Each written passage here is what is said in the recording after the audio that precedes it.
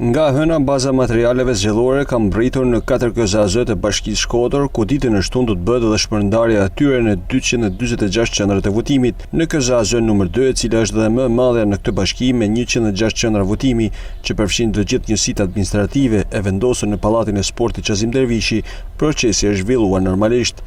Prej 2 ditësh ka mbritur baza materiale në 4 KZA që i përkasin Bashkisë së Shkodrës.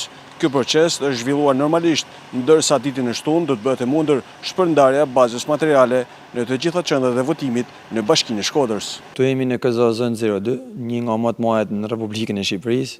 Kemi 106 qendra votimit, janë rreth 71.000 votues që votojnë, kanë drejtën për me votu në këtë ZAZ. Siç e shikoni, baza materiale kanë ardhur. Jemi duke bërë përpunimin e bazë materiale që do të shoqërohet ditën e shtunë për në qendrat e votimit me komisioner.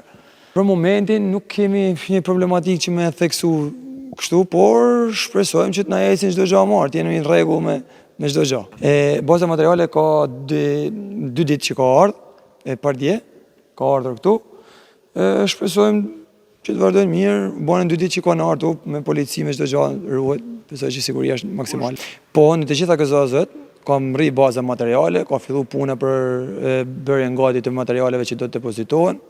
Deri ditën e shtunë duhet të jetë çdo gjë e përfunduar sepse aty do të vinë për me marrë bazën materiale komisioner. Materialet si kutit, fletët e votimit dhe regjistrat e zgjedhësve kanë mbërritur edhe pranë 3 KZA-ve të tjera. Policia e shtetit ka marrë në monitorim 4 KZA të Shkodrës me qëllim që të mos ketë problematika, ndërsa do të jenë rreth 150.000 qytetarë në Bashkinë Shkodër që kanë të drejtë vote në zgjedhjet parlamentare të 11 majit.